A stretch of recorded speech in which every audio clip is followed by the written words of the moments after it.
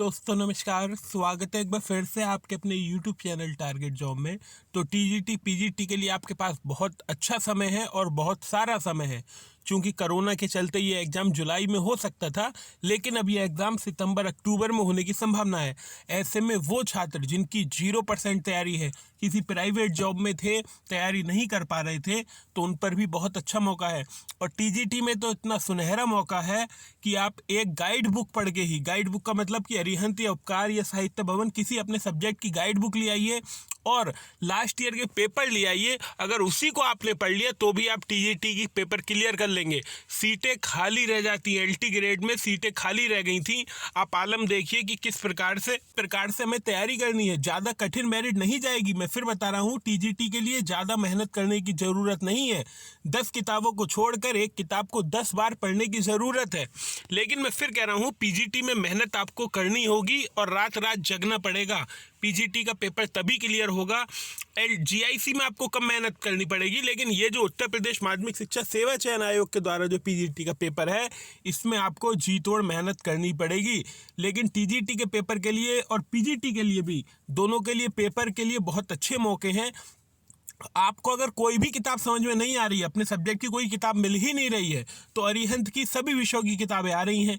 आप अरिहंत की किताब उठा के ले आइए और लास्ट ईयर के पेपर घटना चक्र या यूथ के ले आइए। टीजीटी कन्फर्म उससे हो जाएगा, लेकिन आपको उस किताब को कम से कम 8-9 बार पढ़नी होगी। किताबों को रटना होगा, चीज़ों को समझनी होगी, जो टॉपिक नहीं मिले उन्हें यूट्यूब से पढ़ना होगा और लास्ट ईयर के पेपर की एक्सप्लेनेशन को याद करना होगा। टीजीटी तो यहीं से हो जाएगा, लेकिन पीजीटी के लिए आपको मेहनत थोड़ी ज़्यादा करनी पड़ेगी। अगर आप मान रहे हैं, अगर आपने मान लीजिए 4 महीने का टाइम टेबल बनाया है, 4 महीने हमें पढ़ना है और अभी आराम से आप 3.5-4 महीने हैं आपके पास पेपर के लिए। टाइम टेबल बनाइए 3.5-4 महीने का, और अगर आपने 6 घंटे भी दे दिए पीजीटी के लिए और 5 घंटे 4 घंटे रोज टीजीटी के लिए दे दिए, तो फिर आपका नाम कोई रोक नहीं सकता। आप कहेंगे हमसे नहीं हो पाएगा, हम प्राइमरी भर्ती देखेंगे। प्राइमरी भर्ती कब आएगी ये किसी को भी नहीं पता। दिसंबर है, मार्च में योगी जी मार्च में मुख्यमंत्री बन गए थे, दिसंबर के अंत में आचार संहिता लग जाएगी। कोरोना कब खत्म होगा ये किसी को नहीं पता। जो भर्ती आई हुई है उसी को देख लीजिए। प्राइमरी भर्ती कब आएगी ये कोई भी नहीं जानता, मैं भी नहीं जानता, सतीश द्विवेदी जी भी नहीं जानते और उत्तर प्रदेश के मुख्यमंत्री जी भी नहीं जानते। इसलिए जो भर्ती आई हुई है उसे देखिए। मैं फिर कह रहा हूँ, अगर आपको मेहनत करनी है तो जीआईसी में करिए। जीआईसी में इतनी अच्छी भर्ती होगी और इतनी तेज भर्ती होगी, आप जब अपने दोस्तों को देखेंगे जीआईसी में लगे हुए तो कहेंगे हमें भी इसमें मेहनत कर लेनी चाहिए थी, थोड़ी मेहनत से हम चूक गए। जीआईसी की भर्ती बहुत तेज और बहुत अच्छी होगी। कहने का मतलब है तुरंत रिजल्ट आएगा, पेपर होगा, उसके 1 महीने बाद ही रिजल्ट आ जाएगा, 2 महीने बाद मेंस हो जाएगा और उसका 1 महीने बाद रिजल्ट आ जाएगा।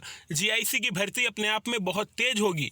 पीजीटी टीजीटी की भर्ती थोड़ी देर से होंगी। कहने का मतलब होंगी तो जरूर, लेकिन आपको तैयारी रखनी होगी। जो आपको समय मिला है, किसी ने कहा था आपदा को अवसर में बदलना, तो आपदा को अवसर में बदलिए। अच्छी बुक पढ़िए। अगर आपको कोई भी बुक समझ में नहीं आ रही है तो कम से कम एक गाइड ले आइए, उसी को बार बार पढ़ लीजिए। तो ये थी आज की वीडियो। अगर आपको वीडियो अच्छी लगी हो तो वीडियो को लाइक कर दीजिए, चैनल पर नए हैं तो चैनल को सब्सक्राइब कर दीजिए और कम से कम अब से 6-7 घंटे पढ़ने की आदत डालिए। चाहे वो दिन में पढ़ें, चाहे वो आप रात में पढ़ें, तो लगभग 6-7 घंटे पढ़ने की आदत डालिए और लगातार पढ़िए। ऐसा मत करिए 1 दिन पढ़ लिया, 2 दिन पढ़ लिया, तीसरे दिन गायब, चौथे दिन पढ़ लिया, 5वें दिन पढ़ लिया, फिर 2 दिन गायब। अगर आप में निरंतरता नहीं होगी तो फिर आपका सिलेक्शन बहुत मुश्किल हो जाएगा। आपको अगर नहीं भी टाइम मिल रहा है किसी दिन तो 2 घंटे पढ़ लीजिए, लेकिन चीज़ों को छोड़िए मत। जो चीज़ याद कर रहे हैं, जैसे मान लीजिए एक सप्ताह भर आपने, एक सप्ताह मान लीजिए मैं इतिहास का टॉपिक आपको समझाता हूँ। पहले आपने पाषाण काल, 1 सप्ते का मैं आपको टाइम टेबल दिखाता हूँ किस प्रकार से पढ़ना है, उसी हिसाब से आप पढ़ लीजिएगा। पहले आपने देखिए पाषाण काल पढ़ा, उसमें नव पाषाण काल, मध्य पाषाण काल, पूरा पाषाण काल ये पढ़ा। इसके बाद आपने सिंधु सभ्यता पढ़ ली। फिर इसके बाद आपको लगा जैन धर्म और बौद्ध धर्म पढ़ने चाहिए। अब आपका 1 सप्ताह में जैन धर्म, बौद्ध धर्म हो गया, सिंधु घाटी सभ्यता हो गया और पाषाण काल हो गया। अब जो संडे का दिन मिलेगा इसमें आपको कोई भी नया टॉपिक नहीं छूना है, इसी को रिवाइज करना है, बार बार रिवाइज करना है, जिससे ये आपके दिमाग में बस जाए। लास्ट ईयर के क्वेश्चन लगाने हैं जिससे पता चल पाए कि क्वेश्चन का पैटर्न किस प्रकार से रहता है, क्वेश्चन कैसे आते हैं। तो सप्ताह भर पढ़िए, संडे को अगर आप ज़्यादा पढ़ ले रहे हैं सप्ताह में तो शनिवार इतवार को रिवीजन के लिए रखिए। उसमें आपको कुछ भी नहीं करना है, लास्ट जो भी आपने पढ़ा है अभी तक 5 दिनों में उसको दोहराना है। दोहराने पे बहुत फोकस करना है, क्योंकि आप पढ़ते रहते हैं, पीछे का भूलता रहता है और एक दिन ऐसा आता है कि आप अंत में होते हैं और वो भूल जाते हैं। भूलते तो नहीं है, थोड़ा सा और टाइम लगता है, याद हो जाता है, लेकिन अगर आपको अच्छे से याद करना है तो कम से कम शनिवार इतवार का दिन रिवीजन के लिए रखिए और एक दिन लास्ट ईयर के पेपर के लिए रख लीजिए, एक दिन जो क्वेश्चन आते हैं। इस प्रकार से पढ़ेंगे तो आपको निश्चित ही सफलता मिलेगी। आज की वीडियो में बस इतना ही। जय हिंद, वंदे मातरम।